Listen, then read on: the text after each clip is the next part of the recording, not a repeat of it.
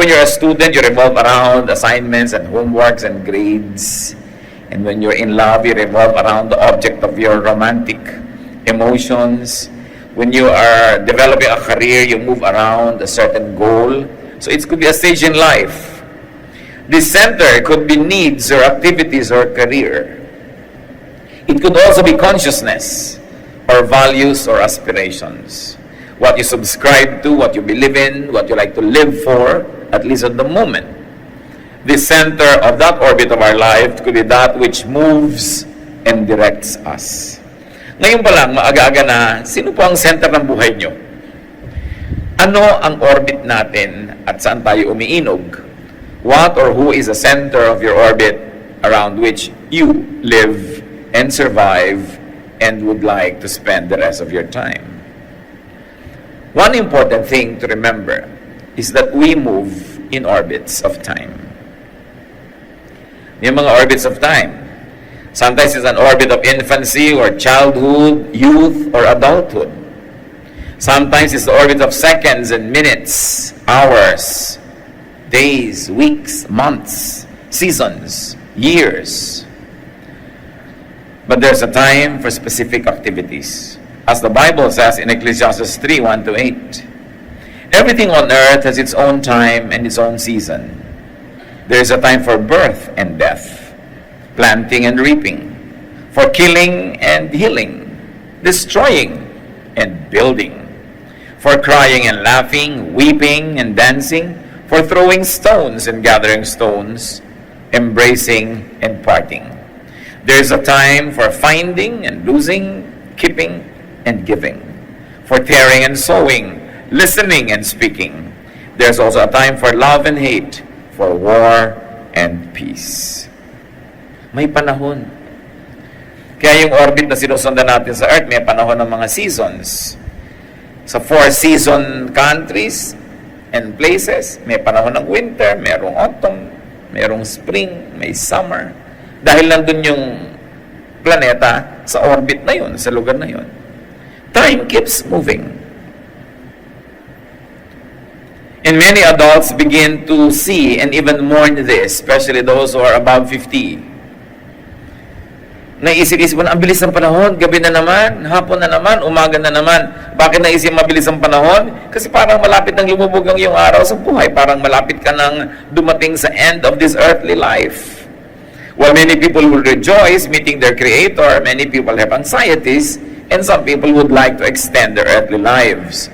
Kasi Salvador Dali, isang kilalang pintor, nagpinta siya nito mga orasan, clocks, watches, that melt, that are distorted, that people are trying to stop from moving. But no matter what you do with your clocks or your watches, time will march forward. Hindi napipigil ang pagtakbo ng panahon. Kaya yung, ay, Lunes na naman, ay, Pasko na naman, pabilis ng pabilis. Ang mga bata hindi na naiisip Kasi gusto nga nilang dumaan pang maraming Pasko, marami pang mga panahon kasi meron pa silang gusto ma-achieve. Meron silang gustong ma-accomplish. Pero yung mga accomplished na, lalo ko nag-e-enjoy na sa buhay sa na-accomplish nila, kulang na lang napigilin mo ang mga kamay ng orasan para humaba at lumawig ang iyong buhay that you enjoy your life. So the perspective of youth about time is different from the perspective of those who are adults. Young people would like to hurry time up, and adults would like at least to extend their lives or to slow down the passage of time. Ecclesiastes 1:5, the sun comes up, the sun goes down, it hurries right back to where it started from. Walang nakakapigil ng pagdaan ng oras. In such orbits of time, our path or orbit brings us close to, alongside, and away from places, things, and people. It's a fact of life. Pagka ikaw ay bata, magsisimula ka pumasok sa eskwela, nalalayo ka sa iyong magulang, at least during the school hours. Pero nalalapit ka naman sa mga ka-eskwela mo. Pag mag-aasawa ka na, kahit paano, napapalayo ka sa iyong mga kapatid at mga magulang, napapalapit ka naman sa iyong kabiyak. Pagka ikaw ay magtatrabaho, lalo abroad, napapalayo ka sa iyong pamilya, napapalapit ka naman sa mga bago mong kaibigan, sa mga bago mong makakasama sa buhay. Every time that there's movement of time, we are drawn closer or taken away from people that we value. We are being taken to new places, nearer and nearer to different places, and farther from the usual places. So our life orbits are all about time sharing. It's temporary. It's dynamic. Isa po sa mga napaka-enjoyable kong karanasan when it comes to interacting with many cultures was when I worked abroad. And there were at least 30 different nationalities in one compound, and you encounter them every day. Hindi na yun mauulit kahit kailan. Kaya sayang naman yung panahon kung nandun ka sa isang international community, wala kang ginawa kundi magsiksik din sa iyong tribo, sa iyong grupo, at hindi ka na nakihalubilo. Kasi uuwi ka rin, kasama mo pa rin yung mga dati mong katribo, hindi mo na makakasama uli yung mga nagkita-kita lang kayo sa isang lugar dahil pinagtagpo-tagpo kayo doon ng inyong mga kapalaran. We move in time. We move in orbits of space. Space keeps moving and changing. Like the planets, the universe, the Milky Way. No heavenly body will be in the same spot again ever. Tulad din tayo. We will never be in the same place, the same situation, with the same people, in the same level of mentality where we are now. Pag lumampas yun, tapos na. The earth is never in the same spot, at least in any man's lifetime. So our activities bring us to different places, different planes and dimensions of space. Nararanasan mong nasa taas, nasa baba, nasa gilid, nasa gitna, nasa sulok, sa iba't ibang paglipas ng panahon. Our activities make us change the configurations, even of the same space where we are. In such orbits of space, like time, our path brings us close to, alongside, and away from places, things, people. Pag nalalapit ka sa isang bagay, nalalayo ka sa iba. The law of impenetrability says only one thing occupies one place at one time. You cannot be close to everybody. When you're close to someone, it becomes necessary that you are not that close to everyone else. Kaya pinipili. Pagkausap ko kayo, wala na kayo pwedeng kausap. Pag nandito ako, hindi ako pwedeng nasa ibang lugar. Dahil ganun talaga ang panahon at ang espasyo. Our position in, use of, and relation to space makes us share it with other people, beings, and things that are brought by their own orbits and cycles to the same place at the same time. Tingnan niyo mga katabi niyo ngayon, dinala yan dyan ng kanyang kapalaran. Pero yung consciousness mo last week, last year, yung health mo ngayon, next week, kahit magkatabi-tabi kayo paulit-ulit, hindi laging pareho. Hindi yun nauulit. So life is all about space sharing. You share a row of seats in an airplane with several people. You share a row of apartments with several residents for a while. You share space. Sometimes it's about sharing the same space and things with others who come even at a later time. Ano yun? Yung mga namamana. Ecclesiastes 1:4, people come and people go, but still the world never changes. So yung lugar mo ngayon, i-occupy ng iba. Yung bahay na tinitirahan mo ngayon, iba yung nakatira noon. Ecclesiastes 2:18-20, sabi ni Solomon, suddenly I realized that others would someday get everything I had worked for so hard. Then I started hating it all. Who knows if those people will be sensible or stupid? Either way, they will own everything I have earned by hard work and wisdom. It does not make sense. I thought about all my hard work, and I felt depressed. You know why he was depressed? Because Solomon accumulated so much through hard work, and yet he knew that he would die and could not take everything with him to the grave. And so he will have to yield all of those to someone who might not even take care of what he worked for. But why did he feel bad? Because he wanted to control the space and the things he had, even when he is in another dimension already. Yung mga kinontrol mo ngayon, pag sumakabilang buhay ka na, gusto mo pa rin makontrol, gusto mo pa rin ikaw ang magmaniobra nun, ilulungkot ka nga. What's the secret in life? Don't feel bad. Yield time, space, and things to changing courses of your orbit. We never own anything. We were born with nothing, and we leave this world with nothing. Everything that we have, all the stages of intellectual growth that we enjoy, are just but fleeting moments. Avoid pain. Do not get too attached to things, to places, to seasons, even to people. We love, but don't get too attached.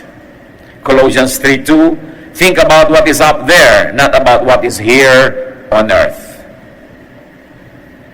Think of things that are above, not of the things that are below, because everything that is below is fleeting, temporary, borrowed. You will have to yield that. Pag sobrang mong gustong hawakan, nakukulong ka. Parang yung mga ibang tao sa South Pacific. How do they catch monkeys? Kumukuha po sila ng mga nyog, at yung nyog may butas. Doon sa loob ng nyog, naglalagay sila ng makinis na bato. Itong unggoy, masisilip niya yung nyog na nakakabit sa kung saang contraption, hindi niya kayang dalhin yung nyog. Sisilipin niya yung bato sa loob. Magagandahan siya. Ipapasok niya ang kanyang daliri sa maliit na butas, hahawakan niya ngayon yung bato at gusto niyang dalhin. Pero dahil hawak niya yung bato, lumalaki yung kamao niya, hindi niya kayang ilabas dahil maliit lang yung butas. Pwede lang niyang ilabas ang kamay niya. Pag bibitawan niya yung bato, mailalabas niya ulit yung kamay niya. Ganun tayo sa buhay, mga kapatid. Kung minsan nakukulong ka dahil ayaw mong bumitaw. Dapat marunong kang bumitaw. By holding on to something very dear and close to us, we become slaves, we get imprisoned. We get caught up in the webs of life. So space and one's place in it are temporary and dynamic. We move in orbits of consciousness. So time, place, consciousness. The mind keeps changing. That's what many collectors realize. There's a time in your life when you like to collect bells or elephants or flowers or whatever. Then there comes a time in your life where you're not interested anymore. And you're looking for someone to give it to. Nag-iba na kasing isip mo. Nag-iiba-iba tayo ng isip. Kung minsan in love ka, hibang na hibang ka, lagnat na lagnat ka sa isang tao, at gandang-ganda ka. Pag na-realize mo na ngayon, hindi pala ganun kagandahan naman, hindi naman pala ganun talaga ka-interesting, naiiba na yung utak mo. Cycles of thinking. Kung minsan gusto mo ang isang bagay, mamaya ayaw mo na. Naniniwala ka sa ganun, mamaya, hindi na masyado. Mamaya, may iba ka na ng paniniwala. In fact, life is all about changing our mind. And the development of the human being is all about changing the way he thinks. Romans 12:2, but let God change the way you think. That we are changed from glory to glory by changing the patterns of our thoughts. Ecclesiastes 7:25, so I decided to learn everything I could and become wise enough to discover what life is all about. But the moment that you have become wise, you realize that there is so much more that you are not informed about. Only the truly wise realize that they are ignorant, because the truly ignorant think they are wise. But the truly wise realize that there is so much more to know, that what we know is little, and what we do not know is immense. We keep changing the way we think. 1 Corinthians 13:11, when we were children, we thought and reasoned as children do. But when we grew up, we quit our childish ways. And by then, you think you're an adult. But give yourself 10 or 20 years more, and you will realize that though you were 20 or 30, you were still a child. Because room for learning is the biggest room in the world. So what is life about? It's about sharing thoughts, mindsets, worldviews, in changing configurations. What are we talking about here, my brothers and sisters?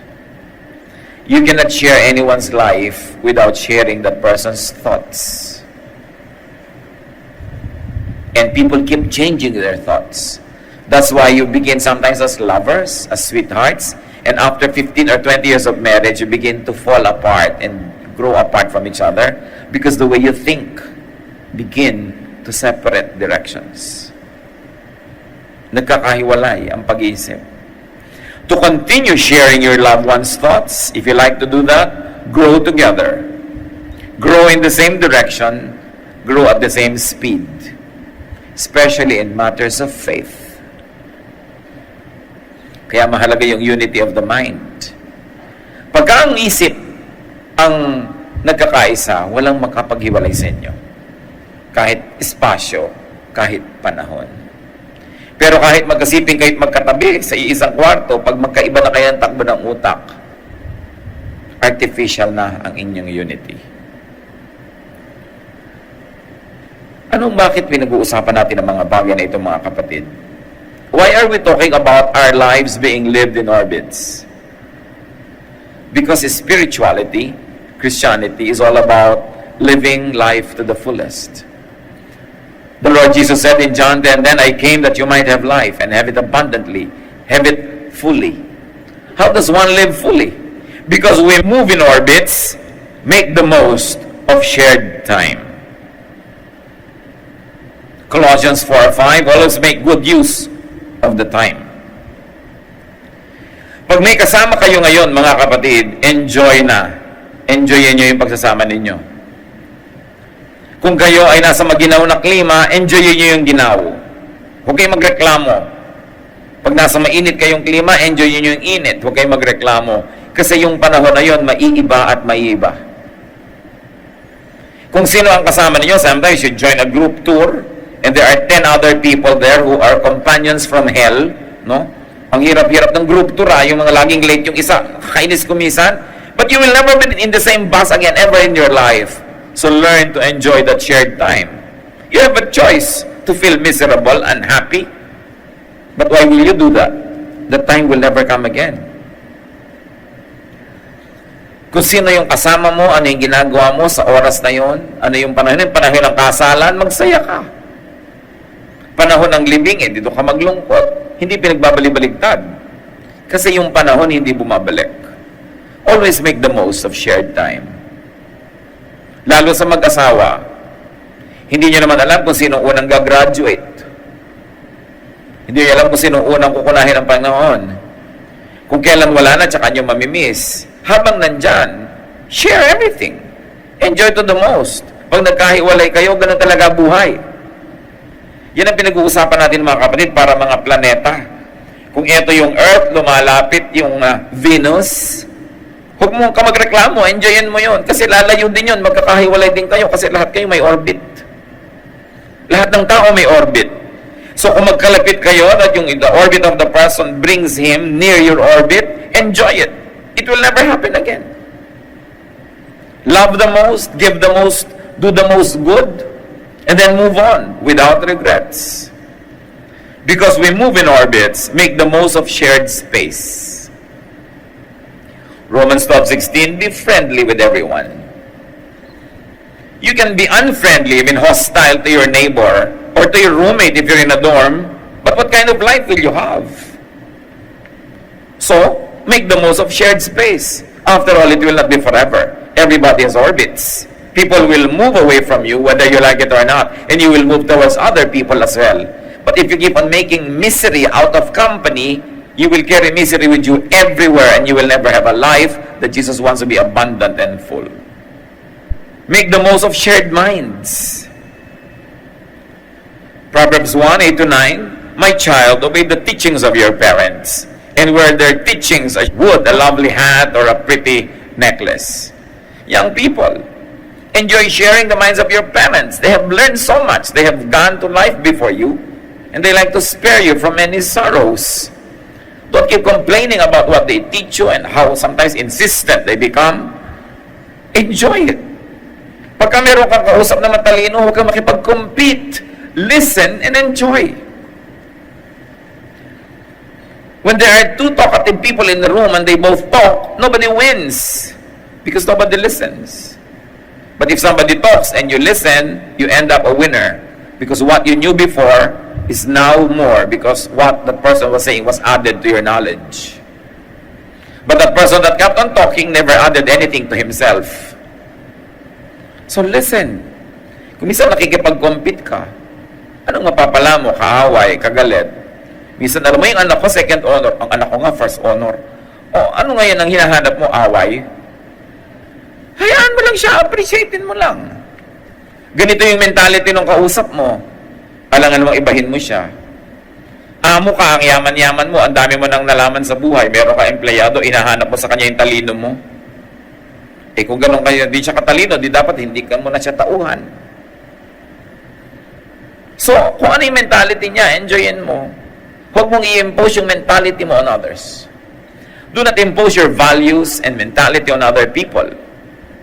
But try to enjoy what they have between their two ears. That will be an added blessing to you. Do not always impose your systems. Look at other people's systems. You are not in Russia, and yet that country works and runs well. It means that you don't need to save the world all the time. You don't have to change everybody. Different ways, different customs are like that because they work in that time or space. Dapat naiintindihan natin yun. When somebody has a new idea, do not reject it immediately. Give that idea a day in court.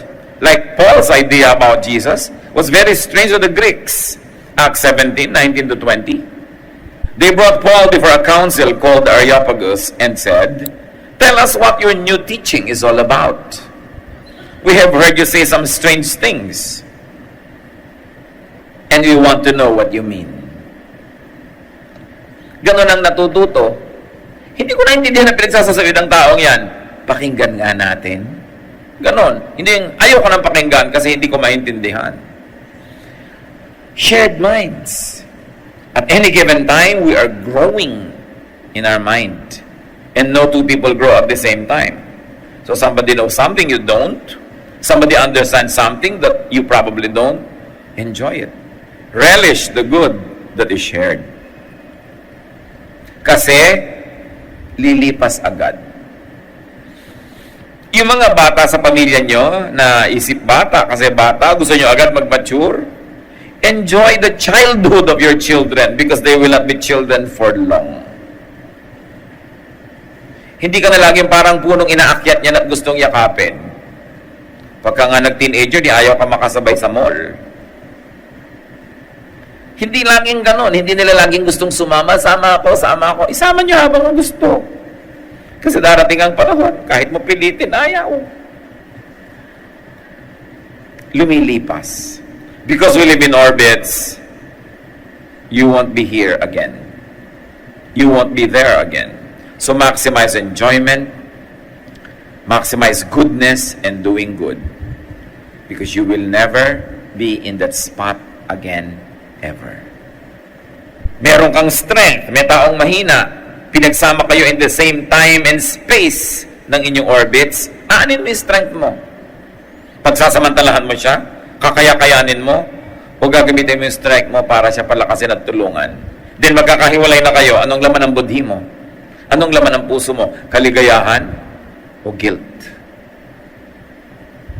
Hindi na kayo magkakasama uli eh. Kumakain ka, meron kang kinakain na sandwich, may titingin-tingin. Baka gutom na gutom, may isa ka pang sandwich o pwede mo hatiyan ang sandwich mo. Palalampasin mo ba yung pagkakataon na yun? Meron ka namang extra pera, meron ka pamangkin na hindi makapag-enroll. Palalampasin mo ba yung semestre na yun? Kasi baka next time, ikaw na yung wala, sila na yung meron. Ba't ka magpapalampas ang pagkakataon na gumawa ng mabuti? Eh, hindi na babalik. May sakit ang magulang mo, naglalambing, gustong bantayan mo, ikaw naman, puro gimmick ang inaatupag mo sa buhay. Hindi naman lagi magkakasakit yon at baka mamatay pa nga. Oh, ano ngayon, uuwi ka sa burol, iiyak-iyak ka.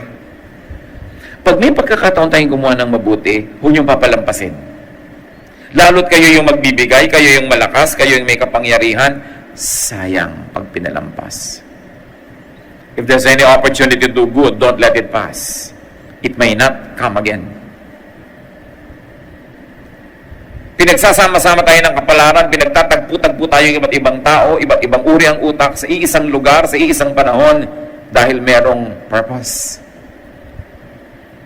So you ask, ano ang purpose ko ngayon dito? Anong katuturan ko? Ba't ako nandito ngayon? Ba't nailagay ako ng Diyos sa oras na ito, sa lugar na ito, ng mga kasama ko, ito mga ito? Ano ang mission ko sa buhay? O anong gusto ko missionin sa buhay? Walang aksidente. Ang Diyos ang nagpapaandar ng lahat ng mga planeta. Pinagtatapat-tapat. Nakita ninyo yung crescent moon, yung bagong buwan, pag tumapat yung bituin, Ramadan sa mga Muslim. Pero ang totoo, sa perspective lang natin magkatapat yun. Pag nasa ibang planeta ka, hindi naman magkatapat. It's all a matter of perspective. Pero nagkakatapat-tapat. When Jupiter aligns with Mars, nagkakatapat-tapat. Hindi laging nangyayari. Kaya minsan mababasa mo sa dyaryo, itong araw na ito, ganito yung katangian ng ating planeta. It happens only every 800 years. Ganito na ang buhay eh. Nasa isang lugar ka, nasa isang panahon ka, meron kang dapat matutunan, malasap, ma-enjoy, meron kang dapat tanggalin, ikabit, dagdagan, hingin, ibigay. Dapat gising ang isip mo para gawin yun, para hindi sayang. Ecclesiastes 3:12-13, I know that there is nothing better for people than to be happy and do good while they live, that each of them may eat and drink and find satisfaction in all their toil. This is the gift of God. There is something for you to enjoy, a very nice morning. Drop what you do and enjoy the morning. You may never have ever a morning like that ever again. Surely there will be another morning tomorrow, but are you sure that you'll be here tomorrow? Or even if you were here, will the morning be the same? Never. Life is all a matter of choices. Every minute, every second, you're choosing. And the people of God should not be confused anymore to choose between good and bad. The confusion or the joy should be the choosing between good or better or best. If we are spiritually informed, we will keep on making very, very excellent choices. Not always perfect choices, but nearly perfect. Because it is the will of God that we enjoy life here on earth, to do good, to be godly, and also to be happy. The Lord did not put into this life to torture us. The Lord said, I want them to have an abundant life. We move in circles. And because of that, endure or minimize the sharing of what is not so good. Sometimes you share your orbit with somebody who is not nice. What do you say? Lilipas din ito. This too will pass. You don't have to regret that you are there. You don't have to make it more miserable. You say, this cycle will end. I will enter another cycle. These orbits of ours that meet and are close to each other at this point will soon be distant. This too will pass. I'm going to endure this with maximum dignity, and I'm going to minimize its negative effects on me because this too will pass. Lilipas din. May nakaaway ka sa traffic, binaril mo. Nakulong ka na habang buhay. Hindi nag-pass yung moment. Pinahaba mo dahil mali ang ginawa mo reaksyon. Merong isang taong nangaaway, natapakan ka, nakipag-away ka, nakipagsaksakan ka, pareho kayo natanggalan ng baga. Nakulong ka dun sa unpleasantness kasi pangit yung reaction mo. So, this is unpleasant, but this too will pass. I'll let it pass. In a few moments, in a few seconds, the body chemistry of this monster will change. Or maybe my chemistry will change. I will not entrap myself in this ugly moment by doing something wrong. Cycles, orbits. So in this life, my brothers and sisters, minimize conflicts. You're having a vacation with your in-laws. It's only for 1 week. For heaven's sake, minimize conflicts. It will pass. Don't make lifelong enemies just because you are there for 2 days. Minimize contact with the unpleasant, if you could. Minimize damages of discord. Di naman magtatagal lalampas din. 2 Timothy 2:16, keep away from worthless and useless talk. It only leads people farther away from God. Titus 3:9-10, but don't have anything to do with stupid arguments, and stay away from disagreements and quarrels. Such arguments are useless and senseless. Warm troublemakers once or twice, then don't have anything else to do with them. Umiwas ka. May taong war freak, may taong mapang-away, may taong violent, umiwas ka. You're driving, somebody's always cutting you, somebody's driving so terribly, umiwas ka. Avoid. Don't race the driver. No, don't blow your horn and bring your face out the window at makipag-away ka pa. Dahil lalampas din yun. Palampasin mo. Sabi sa Desiderata, as far as possible without surrender, be on good terms with all persons. Speak your truth quietly and clearly, and listen to others. Even the dull and ignorant, they too have their story. Avoid loud and aggressive persons. They are vexations to the spirit. So remember to speak your truth quietly and clearly. Many people would like to shout out their truth into everyone's ears, that nobody would like to listen. And listen to others. Even the dull and ignorant also have their story. Di nakikinabang ka. Because we live in orbits, enjoy the ride. You can make a big deal out of every little imperfection and make your life miserable and everybody else around you. But that's a choice. You can choose otherwise. Accept and prepare for changes. The person whose orbit you share with right now may not be there tomorrow because his orbit will take him elsewhere. So tomorrow, don't be possessed by regrets by squandering today when the person is here. Huwag niyong sayangin. May mga mag-asawa, marino yung lalaki, 10 buwan sa dagat, 2 buwan lang dito sa kate, nag-aaway pa araw-araw. Tapos pag nasa dagat ulit, miss you papa, miss you papa. Pag nandito, pangayan, sayang. Sayang. Accept and prepare for changes. We grieve when somebody we love dies or goes away. But people die. It's a fact of life. Minimize its pain by maximizing the joy of sharing the life while the life is lived on earth. Nakakalungkot pag may nawawala sa buhay natin, pero kontian nyo yung lungkot sa pamamagitan ng pagpapalawak ng ligaya habang magkasalo kayo sa buhay. Wala tayong pwedeng kasalo forever. Bawat isang tao may kanya-kanyang orbit. Meron lang matagal na nagkakasama kasi nga nag-grow together yung mind nila. Pero ganun pa man, napaglalayo tayo ng pagkakaiba ng kalusugan ng katawan, yung isa malusog, yung isa hindi, nauna siyang sumakabilang buhay. Nagkakaganon talaga. Mga katotohanan sa buhay. To those you love, be ready to say goodbye. Because you will say goodbye. How do you get ready? Give what you must give. Receive what you must and can receive from the person.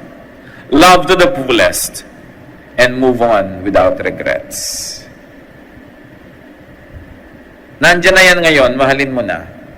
Pag wala na bukas, wala kang sukat ipagsisi. Kasi minahal mo naman. At kung minahal ka rin niya, may tinanggap kang pagmamahal, salamat. Kung yan na lang ang huli mong natanggap dahil nagkalayo na kayo, kaya ka nang buhayin ang magandang alaala na yon sa iyong buong buhay. One good, beautiful memory of a person can sustain you all your life. Even that experience that give you the good memory will never repeat. Don't always aspire for a repetition. Because even if you love somebody very much now and you meet again 20 years later, the person has changed. You have changed. Your health has changed. Your values have changed. It will never be the same. You can never aspire for a repeat. Kasi hindi naman pelikula ang buhay na pwedeng i-rewind. Habang nandiyan na lang, give the most. Love the most. And then let go. Because that's what life is all about. Be hopeful to say, see you again. Be hopeful that your orbits cross again. But even if your orbits don't cross again, you can be sustained by your beautiful memories if you made them beautiful. And to those you dislike, always say, this too will pass. Ayoko sa teacher na to, one sem lang ito. This too will pass.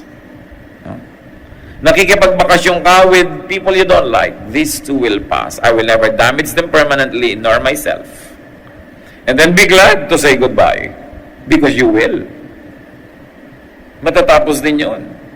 And to those that you do not know yet, be eager, though careful, to say hello. Because so many things can be started with a hello. You can start World War III with a hello, or you can start another Romeo and Juliet episode. So be careful, but be eager. Laban was saying goodbye to his daughters because Jacob would take them to his home country. Laban also said, this pile of rocks means that the Lord will watch us both while we are apart from each other. So the place was also named Mizpah. Masakit, isang magulang, ang mga anak mo dadali na nung napangasawa sa sariling bayan. Pero ganoon naman talaga ang buhay. Sobrang selfishness pagka ang magulang ayaw pag-asawahin yung anak. At pag namatay na kayo, sino kasama ngayon na anak nyo sa buhay? Huwag lang masyadong maaga, 14 pa lang, gusto nang may makasama. Aga naman nun. No? Kailangan naman medyo maghintay-hintay ng panahon. Life has givens. Nakatakda. Hindi mo na pwedeng palitan pa. Tanggapin mo ang dapat tanggapin, baguhin mo ang pwedeng baguhin, at mabuhay ka na payapa. Ecclesiastes 1:4, people come and people go, but still the world never changes. Ecclesiastes 1:5, the sun comes up, the sun goes down, it hurries back to where it started from. Life is full of cycles. History repeats itself, they say. Ecclesiastes 1:6, the wind blows south, the wind blows north. Round and round it blows over and over again. Life is about circles. At any given time, somebody's beginning, somebody's ending, somebody's in the middle. It's about circles. You must understand that the sentiment of the beginner is different from the sentiment of that who is going to end a circle or a cycle.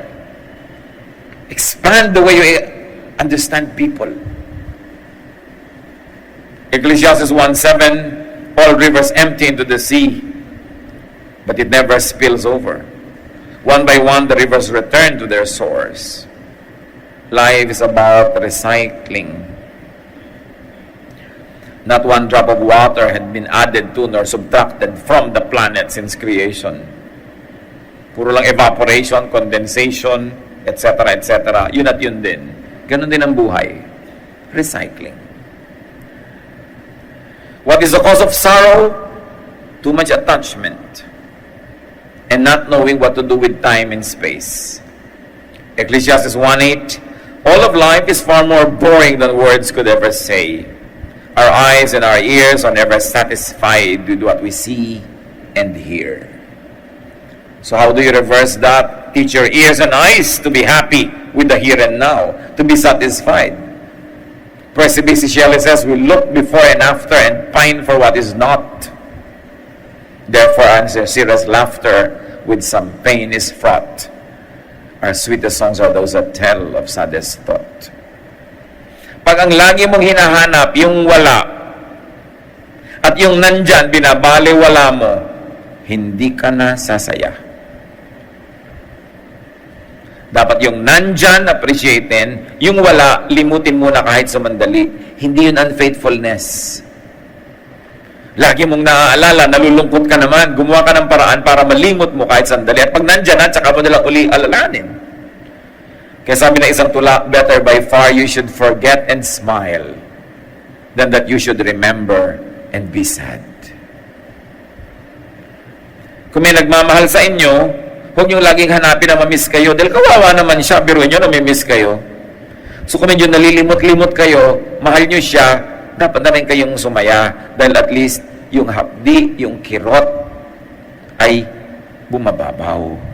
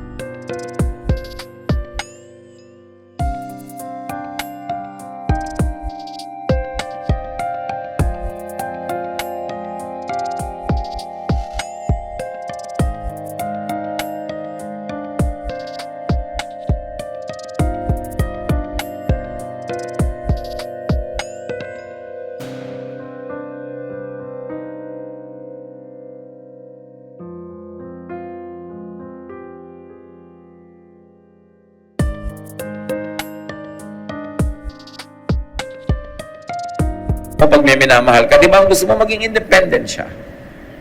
Para wala ka at nandyan ka, mabuhay siya.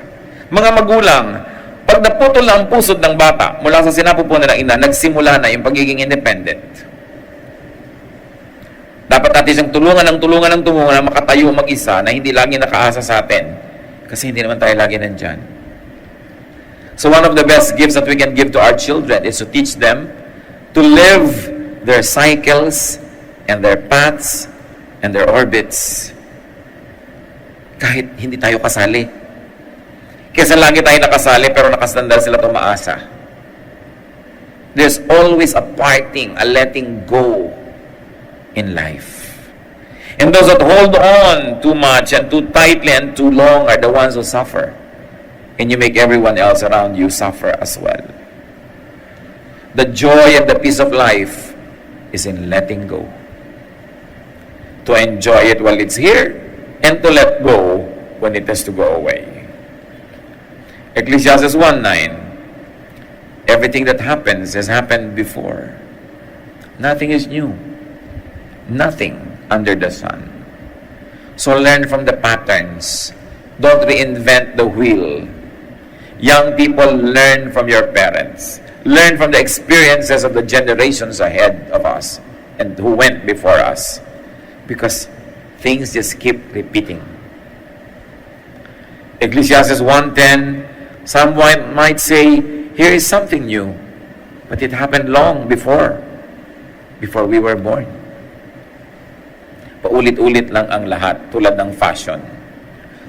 Ecclesiastes 1:11, no one who lived in the past is remembered anymore, and everyone yet to be born will be forgotten too. So do not aspire for remembrance or legacy to the point of not living a full life, to the point of being unkind to others, just so that you will be remembered, you'll be great, because nobody will remember beyond 3 generations. Yung mga photo albums natin, kung uso pa yon, papahalaga lang nga kayo. Siguro, yung mga anak nyo, pagka kayo sumakabilang buhay, pahalagahan nyo ng konti. Mga apo nyo, naku, ano yung mga album nyo? Diba? May iba na silang halaga, may iba ng buhay. So, huwag ka nang, gusto mo pa na wala ka na, pinapahalagahan ka pa. Ang mahalaga habang nandito ka, mahalaga ka sa iba, mahalaga yung iba sa'yo, nagmamahalan kayo. At kung wala ka na, di wala ka na, graduate. Pero kung minsan sa kahalagahan sa iyo na magiging darating pa ng mga impression sa iyo, hindi ka tuloy na buhay ng totoo sa sarili ngayon, hindi ka na nakakain ng gusto mo, hindi mo nagawa yung gusto mong gawin dahil wala ka iniisip kundi image, legacy, tapos namatay ka na, yung buhay mo unlived. It is sad because there are many unlived lives because the people who were assigned to live them are giving everyone else a show or living in a fantasy. But we have our own lives to live. Make sure you live your life. No one will live it for you. And don't ask others to be extensions of your life so that they will live your life for you. They have their lives to live and you have yours. Everyone has a path. Everyone has an orbit.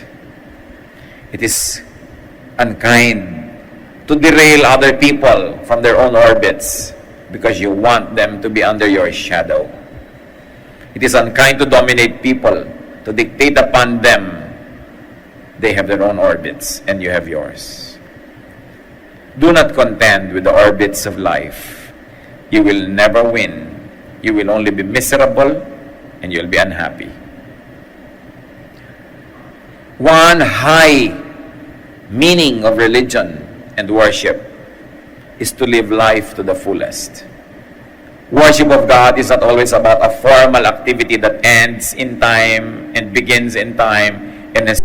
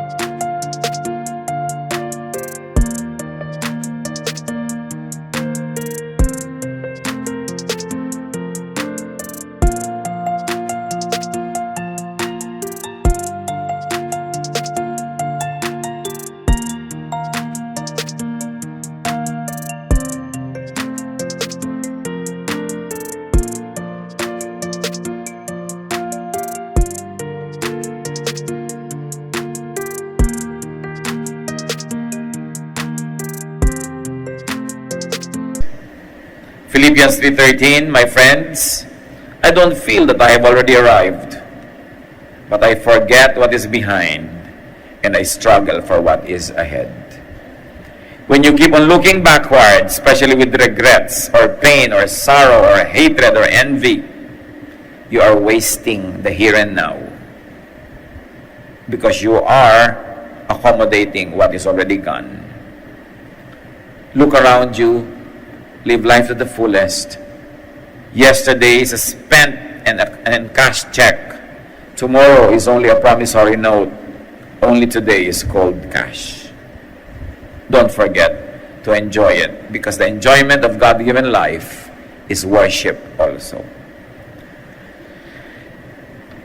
Life is lived in orbits. Do not waste time, space, and stages. The Lord said, I came that you might have life and have it to the full. Ama naming Diyos, salamat dahil mahal niyo kami. Salamat dahil may plano kayo para sa amin. Salamat dahil may mga itinakda kayong dapat maganap. May tamang panahon ng pagsilang namin at paglipat sa kabilang buhay. Turuan mo kami, Panginoon, na huwag mag-aksaya ng oras. At huwag din kami mag-aksaya ng oras ng iba. We thank you, Lord, for the gift of life. Teach us to value time and space, to value what is here now, and teach us also to respect other people's lives, that we do not needlessly impose on them and derail them from their calling. Lord, we thank you. Help us to realize all these